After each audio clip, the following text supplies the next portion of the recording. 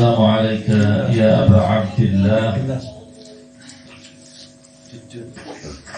وعلى الأرواح التي حلت بفنائك. عليك مني سلام الله أبدا ما بقيت وبقي الليل والنهار،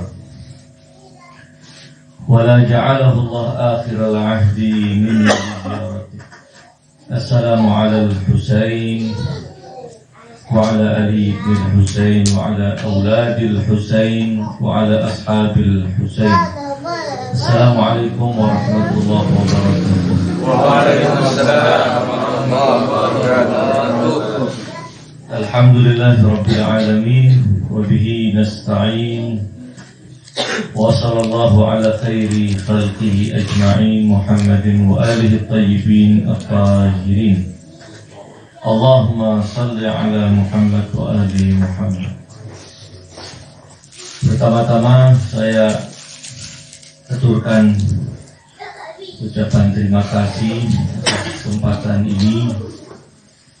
Namun dulu saya sampaikan bahwa sejak awal kedatangan saya dan kunjungan saya ke desa atau ke kecamatan ini tidak dalam rangka untuk menyampaikan ceramah, tapi semata karena ingin bersilaturahmi. Ketika tadi siang Ustaz Muhsin Sedaf memberitahu saya mau sowan ke desa ini bersama Ustaz Afif, saya bilang saya ikut karena ada jadwal Ustaz Afif mau yang acara rutinan yang ada di rumah-rumah ikhwan secara bergiliran, dan itu adalah sebuah tradisi yang sangat luar biasa. Tetapi akhirnya nasib rupanya memaksa saya untuk harus berbicara sebentar. Allah nanti Ustaz Afif akan melanjutkan, saya sekedar membuka acara ini, dan insyaAllah juga mungkin Ustaz Muhsin akan menyampaikan sesuatu yang bermanfaat untuk kita semua. Pertama-tama saya ingin sampaikan sebuah riwayat di mana ada seorang dari sahabat Imam As-Shadiq alaihi salam, ketika bertemu dengan beliau di rumah beliau, sahabat beliau itu meminta dari Imam As-Shadiq didoakan agar bisa masuk surga. Doakan wahai putra Rasulullah, wahai Imam, doakan agar Allah menganugerahkan kepada saya untuk bisa masuk surga. Maka Imam As-Shadiq alaihi salam mengatakan, engkau sebenarnya sekarang sudah berada di surga karena engkau telah mengenal ahlu bait Nabi. Engkau sebenarnya sudah berada di surga. Ketika seorang mengenal, mengimani imamah kepemimpinan ahlul bait, itu berarti dia benar-benar berada di surga. Sebuah anugerah yang besar. Kemudian Imam Ja'far mengatakan, kamu sudah berada di dalam surga, karenanya kamu harus berdoa agar Allah tidak mengeluarkan kamu dari surga ini. Itu yang harus selalu kita minta dari Allah Subhanahu wa ta'ala, sebagaimana juga anjuran dalam Al-Quran Al-Karim, Rabbana la tuzigh qulubana ba'da idh hadaitana. Ini doa yang sangat luar biasa. Artinya setelah Allah memberikan hidayah kepada kita mengenal kebenaran yang dibawa oleh ahlul bait Nabi, kita harus selalu berdoa agar Allah melanggengkan hidayah ini untuk kita. Demikian juga ketika kita sholat, kita membaca surat Al-Fatihah, ada ayat yang juga memuat doa, ihdinas siratal mustaqim siratal ladzina an'amta 'alaihim ghairil maghdubi 'alaihim waladdallin. Kita juga diperintahkan dan diajarkan untuk memohon agar Allah memberi hidayah kita, Allah melanggengkan hidayah itu untuk kita. Kita betapapun mungkin dari sisi materi kehidupan kita jauh di bawah orang-orang lain, di bawah orang-orang yang mungkin mendapatkan keberuntungan dari sisi materi. Namun apa arti itu semua ketika mereka tidak mengenal Ahlul Bait Nabi? Mereka tidak berada dalam kenikmatan yang sebenarnya. Mereka hanya bisa menikmati hal-hal yang pada dasarnya juga bisa dinikmati oleh binatang-binatang. Mereka menikmati makanan, minuman, dan tempat-tempat yang mungkin sangat indah untuk kehidupan mereka. Alaihal, ikhwan, akhwat sekalian, yang menjadi hal penting buat kita adalah bagaimana kita merawat keimanan itu, bagaimana kita menguatkan keimanan itu, bagaimana kita merawat hidayah Allah yang telah Allah anugerahkan kepada kita. Salah satu dari hal yang harus kita pikirkan adalah bagaimana mempertahankan keimanan itu, mempertahankan hidayah Allah itu. Bagaimana kita melanggengkan tidak cuma untuk diri kita, namun juga untuk anak-anak kita. Kita tidak ingin kenikmatan ini hanya kita yang menikmati, sementara anak-anak kita jauh dari kenikmatan itu. Itu adalah tanggung jawab kita. Sebagai orang tua tentu harus memikirkan kesuksesan anak-anaknya, kesuksesan keturunannya. Memikirkan bagaimana mereka bisa hidup bahagia. Dan yakinlah bahwa kesuksesan, kebahagiaan akan diraih ketika seorang hidup di bawah naungan Ahlul Bait Nabi Sallallahu Alaihi Wasallam. Jadi hal yang harus kita pikirkan adalah bagaimana kita merawat keimanan itu. Salah satunya adalah majelis seperti ini.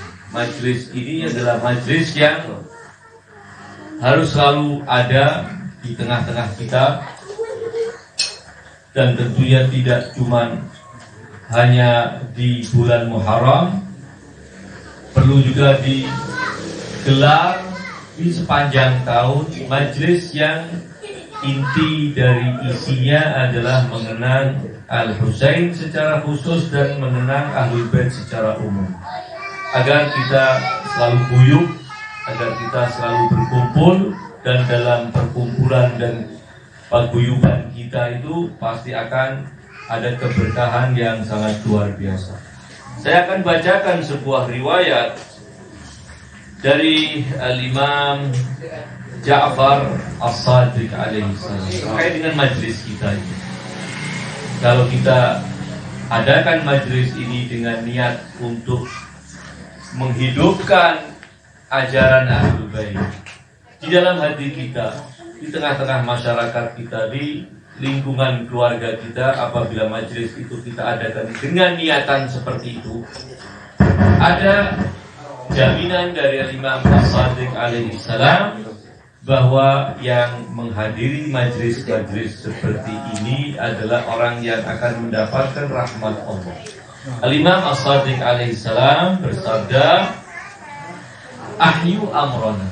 Hidupkan ajaran kami. Hidupkan ajaran kami.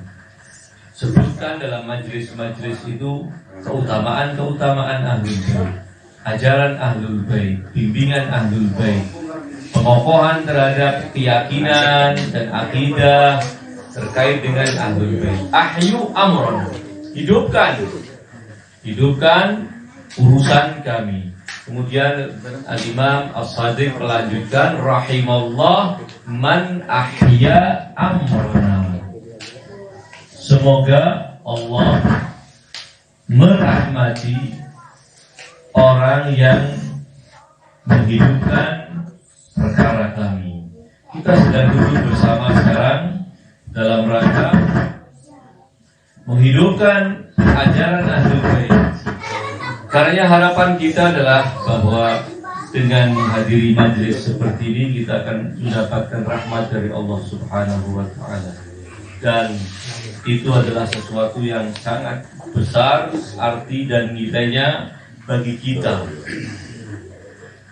Riwayat lain yang ingin saya bacakan, dan saya akan sekedar bacakan, tidak akan saya terangkan terlalu panjang terkait dengan riwayat-riwayat itu. Riwayat dari cucu Al-Imam As-Sadiq alaihi salam, yaitu Imam Ali ibn Musa Ridha alaihi salam. Beliau mengatakan demikian: Man jalasa majlisan, barang siapa yang duduk dalam sebuah perkumpulan, sebuah majlis seperti ini, yuhya fihi amruna, yang di dalam majlis itu ajaran kami dihidupkan, disebut-sebut tentang keutamaan Ahlul Bait, disebut-sebut tentang kebenaran ajaran Ahlul Bait, dikisahkan tentang kehidupan Ahlul Bait, dikisahkan tentang tragedi yang dialami oleh Al-Husain alaihissalam di Karbala, dan derita-derita Ahlul Bait yang lainnya, yang itu semua adalah dalam rangka menghidupkan ajaran Ahlul Bait. Maka apa kata Imam Ridha? Man jalasa majlisan yuhya fihi amruna lam yamut qalbu, hatinya tidak akan mati di saat yauma tamutu fihil qulub, di saat hati-hati yang lain yang tidak akrab dengan majlis-majlis seperti ini, hatinya menjadi mati. Itu yang disabdakan oleh Al-Imam Ali bin Musa Ridha. Majlis ini majlis yang akan menghidupkan hati kita. Kita mungkin beranggapan bahwa kita sedang menghidupkan majlisnya Al-Husain alaihi salam, sementara kenyataannya majlis ini yang menghidupkan kita. Semakin kita menyemarakkan majlis ini, tidak ada yang sia-sia.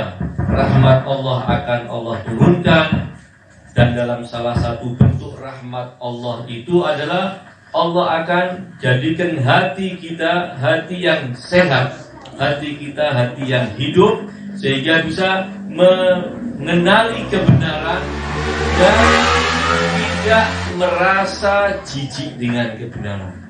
Ada kondisi di mana sebagian hati itu ketika disebutkan nama Allah, ketika disebutkan nama-nama kekasih Allah, dia merasa jijik, tidak tahan telinganya, minta supaya diganti tema. Jangan sebut nama ini, ganti saja dengan nama-nama lain. Jangan ceritakan tentang ini, ceritakan sesuatu yang lainnya lagi. Ini ketika nama Allah disebut, nama kekasih Allah disebut, ajaran Allah disampaikan, kisah-kisah tentang para kekasih Allah disampaikan, ada hati yang tidak suka, ketahuilah bahwa itu adalah hati yang sakit.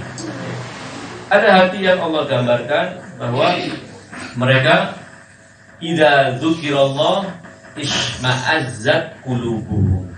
Apabila Allah disebut, hatinya merasa jijik, tidak mau. Tetapi apabila yang disebutkan adalah sekutu-sekutu Allah, arca-arca, sesembahan mereka, mereka berbunga-bunga hatinya. Ini berarti ciri hati yang mati. Ketika disebutkan Al-Husain, tidak suka. Ketika disebutkan Ali bin Abi Thalib, tidak suka. Ketika disebutkan Zahra, tidak suka. Panas telinganya untuk mendengar yang demikian. Ketahuilah bahwa ini akibat hatinya adalah hati yang sakit, bahkan hati yang mati. Sementara hati yang hidup adalah idza dzukirallah wajilat qulubuhum. Apabila disebutkan nama Allah, hatinya bergetar karena kecintaannya, karena pengagungannya.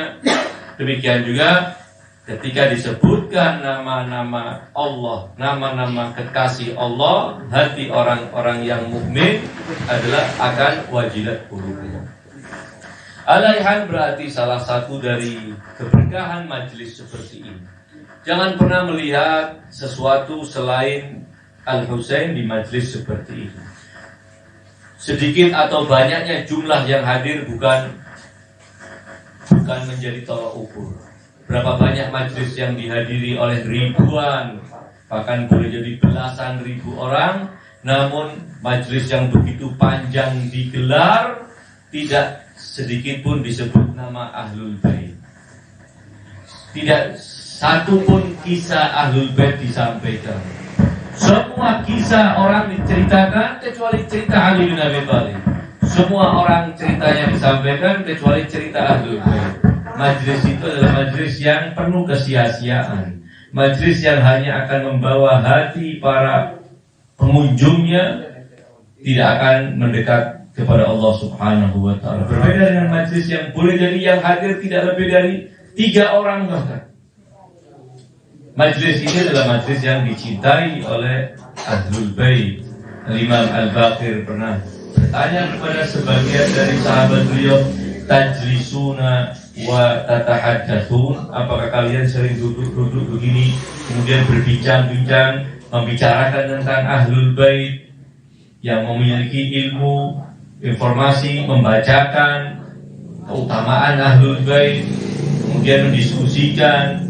Apakah kalian melakukan yang demikian?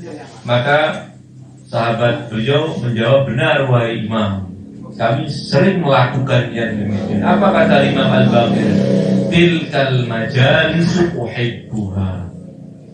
Majlis-majlis itu benar-benar aku cintai. Rahimallahu man ahya amrona. Semoga Allah merahmati orang yang menghidupkan amrona. Sekali lagi kembali bahwa menghidupkan ajaran Ahlul Bait melalui majlis yang mengenang Al-Husain, khususnya hari-hari duka seperti sekarang, adalah majlis yang akan membawa kehidupan bagi hati kita. Karena kita harus ketika menghadiri majlis seperti ini, kita bawa anak-anak kita bawa keluarga kita, sehingga yang mendapatkan pencerahan, yang mendapatkan limpahan rahmat dan anugerah dari Allah tidak cuma kita saja.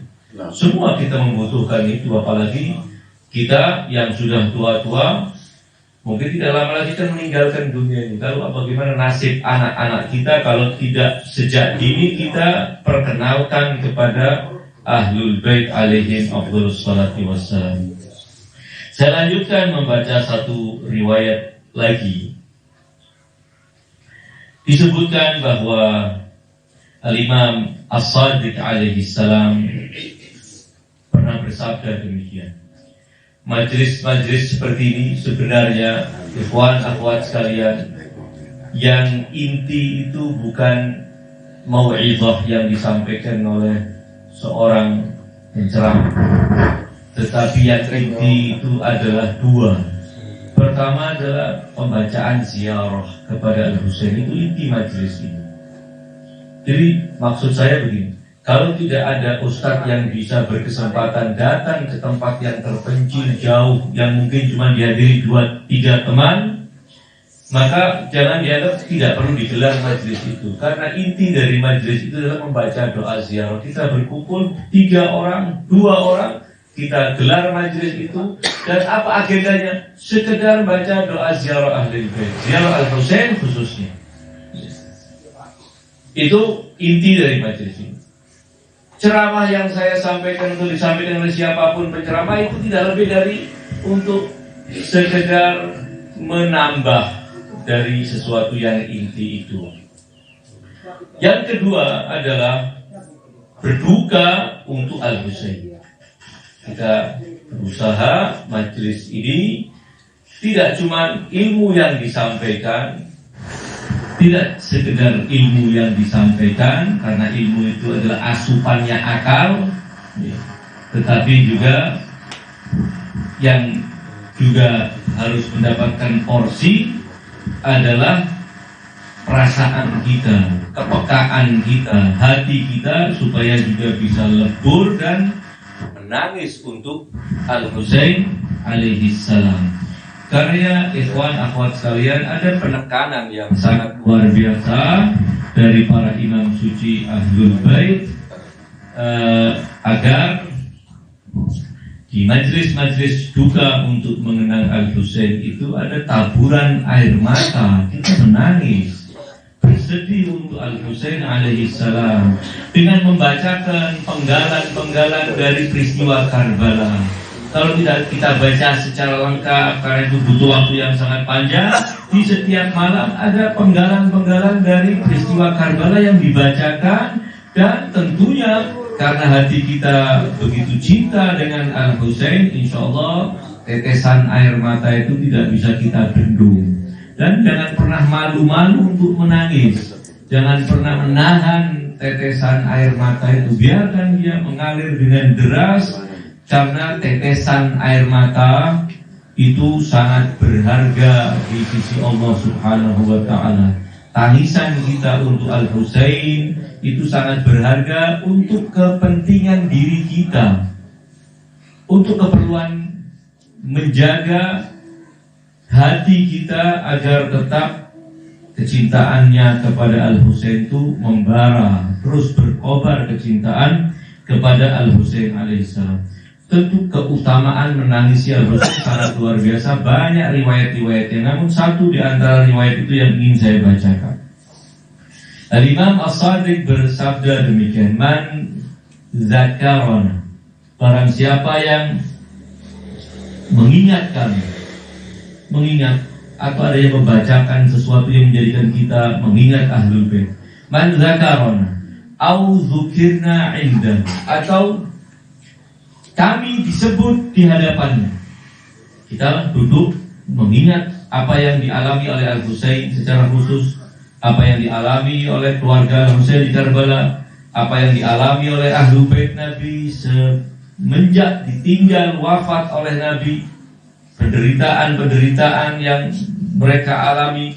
Ketika kita mengingat yang demikian, atau ada orang yang menceritakan tentang itu di depan kita, kemudian tertetes dari kedua mata kita satu tetes saja, bukan berjujuran, sekedar satu tetes saja dari air mata itu. Apa kata Imam As-Sadiq alaihissalam? Man zakarana au dzukirna indahu fa kharaja min ainaihi dam'un mithlu janahi ba'udatin, lalu keluar air mata yang hanya sedikit kecil seperti satu sayap lalat. Bukan dua sayap, satu sayap lalat, berarti kan sangat kecil. Apa kata Imam As-Sadiq? Ghafarallahu lahu dhunubahu, seluruh dosanya akan diampuni oleh Allah Subhanahu wa Ta'ala. Walau kanat mithla zabadil bahri, walaupun jumlah dosa itu seperti buih yang ada di lautan. Karena tangisan itu menjadi bukti kecintaan, dan kecintaan kepada Al-Husain akan meleburkan dosa, akan menggugurkan dosa, akan menjadikan Allah Subhanahu wa Ta'ala mengampuni dosa-dosa kita.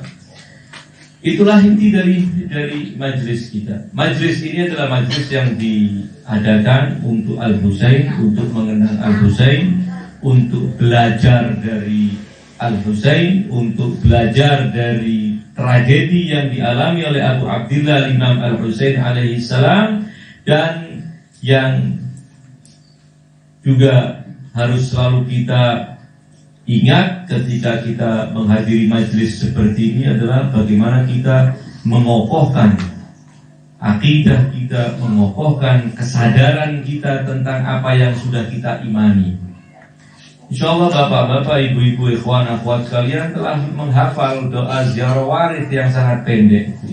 Assalamualaikum ya warisa Adam saffatillah, Assalamualaikum ya warisa Nuhin Nabiyillah, Assalamualaikum ya warisa Ibrahim Khalilillah, Assalamualaikum ya warisa Musa Kalimillah, Assalamualaikum ya warisa Isa Ruhillah, Assalamualaikum ya warisa Muhammadin Habibillah. Kemudian kita lanjutkan ucapan salam, Assalamualaikum ya ibna Muhammadinil Mustafa, Assalamualaikum ya ibna Aliinil Murtadha. Ucapan salam kita kepada Al-Husain alaihi salam itu sebenarnya adalah materi akidah yang harus kita yakini. Apa yang harus kita yakini dari penggalan doa ziarah waris tadi, bahwa Al-Husain adalah pewaris para nabi. Kita harus mengenal Al-Husain tidak sekedar Al-Husain sebagai putra Ali, putra Fatimah. Kalau mengenal Al-Husain itu putra Ali, putra Fatimah, hatta orang kafir musyrik zaman dahulu mengenal yang demikian. Lalu kalau pemahaman kita, pengenalan kita bahwa Al-Husain adalah cucu Muhammad Rasulullah, apa bedanya dengan Syemir? Syemir tidak kenal yang demikian. Namun bedanya bahwa Syemir cuma mengenal sejarah Al-Husain. Syemir menolak dan mengingkari bahwa Al-Husain adalah pewaris para nabi. Itu yang harus kita imani tentang Al-Husain alaihissalam. Kemudian bagian yang kedua dari salam kita adalah mengakui bahwa Al-Husain adalah putra Rasulullah. Al-Husain adalah putra Ali bin Abi Thalib, Amirul Mukminin alaihissalam. Itu yang harus kita kenalkan ke dalam, kita tanamkan ke dalam jiwa kita ketika kita membaca doa ziarah. Itulah Al-Husain yang kita ziarahi. Al-Husain yang kita ziarahi adalah Al-Husain pewaris para nabi. Al-Husain yang kita ziarahi adalah Al-Husain putra yang tidak cuma secara biologis menjadi putra Rasulullah, tapi juga adalah jiwa Rasulullah Shallallahu Alaihi Wasallam. Lalu juga dalam doa ziarah waris itu saya penggal-penggal, saya ambil potongan-potongan dari ziarah waris itu. Yang harus kita yakini dalam doa ziarah waris, dan itu yang menjadi tujuan kebangkitan Al-Imam Abi Abdillah Husain. Tentu kita mungkin bertanya-tanya, sebagian dari pertanyaan kita boleh jadi sudah kita temukan jawabannya. Pertanyaan bahwa untuk apa sih sebenarnya Al-Husain bangkit, berjuang dan berakhir dengan pembantaian yang sangat sadis di padang Karbala. Apa yang ingin beliau raih sebenarnya? Salah satu dari yang bisa kita cari jawabannya untuk apa Al-Husain bangkit adalah melalui doa-doa ziarah itu. Doa-doa ziarah itu akan memperkenalkan kepada kita. Insya Allah nanti untuk waktu yang tanpa ada batas, insya Allah para asatid, Ustaz Afif khususnya, Habib Muhammad akan menjabarkan semua yang ada dalam poin-poin doa-doa yang sangat luar biasa itu. Sehingga ketika kita nanti membaca doa dengan pemahaman yang lebih dari yang sudah pernah kita ketahui tentangnya, bahwa doa-doa ziarah itu adalah memperkenalkan kepada kita tentang apa yang menjadi tujuan Al-Imam Abi Abdillah bangkit. Ketika kita membaca doa ziarah waris, kita akan menemukan pada bagian kedua dari ziarah waris adalah wa asyhadu. Kita berkata kepada Al-Imam Al-Husain alaihissalam, asyhadu annaka qad aqamtas shalah wa ataitaz zakah wa amarta bil ma'ruf wa nahaita 'anil munkar wa ata'ta Allah wa rasulahu hatta ataka al-yaqin. Berarti itulah tujuan kebangkitan Al-Husain alaihissalam. Kita bersaksi bahwa Al-Husain bangkit untuk menegakkan amar ma'ruf nahi munkar. Al-Husain bangkit untuk mengabadikan sholat agar tetap eksis di tengah-tengah umat manusia, karena dengan sholat kehidupan umat manusia akan menjadi rapi dan kebahagiaan akan mereka peroleh. Kemudian bagian lain dari kesaksian, wa asyhadu annaka kunta nuran fil aslabit syamikhati wal arhamil mutawwal. Kita bersaksi bahwa Al-Husain adalah bahwa Al-Husain adalah cahaya yang telah Allah titipkan pada sulbi-sulbi yang agung, yang kemudian dipindahkan kepada rahim-rahim yang suci. Artinya kita meyakini Al-Husain alaihissalam sebagai manusia suci, keturunan manusia-manusia suci. Ayah-ayah beliau adalah manusia-manusia suci, ibu-ibu beliau sampai Nabi Adam adalah manusia-manusia suci. Itulah akidah kita, yang berbeda dengan akidah tetangga kita yang mungkin mengatakan ayah ibu Nabi kafir, ayah ibu Nabi di neraka, Abu Thalib kafir, Abu Thalib di neraka, kakek Nabi kafir, kakek Nabi di neraka. Dan kita tidak meyakini yang demikian. Kita meyakini bahwa Ahlul Bait adalah manusia-manusia suci, keturunan manusia-manusia suci. Kemudian terkait dengan apa yang menjadi tujuan Abi Abdillah Al-Husain bangkit adalah apa yang dilanjutkan dalam doa ziarah dalam kesaksian kita itu. Wa asyhadu annaka al-imamul barrut taqi. Berarti kesaksian kita Al-Husain adalah imam yang telah ditunjuk oleh Allah Subhanahu wa taala. Kemudian dilanjutkan wa asyhadu annal a'immata min wuldika kalimatut taqwa. Jadi kita bersaksi Al-Husain dan ayah-ayahnya adalah manusia-manusia suci, para pemimpin yang ditunjuk oleh Allah. Demikian juga para imam suci dari keturunan Al-Husain. Kita juga bersaksi bahwa mereka adalah para pemimpin yang telah ditunjuk oleh Allah Subhanahu wa taala. Al-Husain bangkit untuk mengokohkan pondasi bahwa kepemimpinan umat manusia itu adalah hak mutlak Ahlul Bait. Untuk itu beliau bangkit. Untuk itu beliau berkorban dan untuk itu beliau syahid. Tanpa itu kepemimpinan Ahlul Bait akan dikubur oleh musuh-musuh Ahlul Bait. Dengan kebangkitan Al-Husain, niatan mereka untuk mengubur kepemimpinan Ahlul Bait menjadi gagal. Dunia hingga hari ini mengenal dan mampu memahami bahwa kepemimpinan Islam sesuai yang diajarkan oleh Rasulullah adalah kepemimpinan yang menjadi hak mutlak para imam suci Ahlul Bait. Demikian juga nanti ketika kita membaca doa ziarah arba'in, kita akan menemukan juga nanti apa yang menjadi tujuan kebangkitan Al-Husain. Bahwa kebangkitan Al-Husain ada liyastangkidha ibadaka minad dhalalati wa minasyirki wa hayratid dhalalah. Jadi untuk menyelamatkan umat manusia dari kekufuran, kemusyrikan dan kesesatan. Itulah tujuan kebangkitan Al-Husain untuk kita. Dan alhamdulillah kita walaupun dipisah waktu yang sangat jauh, bukan setahun, 2 tahun, bukan 10 tahun atau 100 tahun, tapi dipisah kurang lebih 1400 tahun. Dipisah juga oleh tempat yang sangat jauh. Al-Husain di Timur Tengah, di Karbala syahid. Namun cahaya Al-Husain bisa sampai ke tempat-tempat yang terpencil di penjuru dunia manapun. Karenanya ini adalah salah satu dari anugerah Allah Subhanahu wa taala untuk kita. Siapa yang nyangka?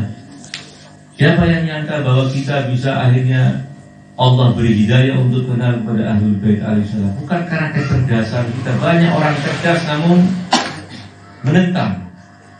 Bukan karena hasil penelitian kita yang mungkin serius. Belum tentu. Banyak para peneliti namun juga ujung-ujungnya tidak menerima kebenaran Ahlul Bait. Yakinlah bahwa ini adalah anugerah Allah Subhanahu wa ta'ala.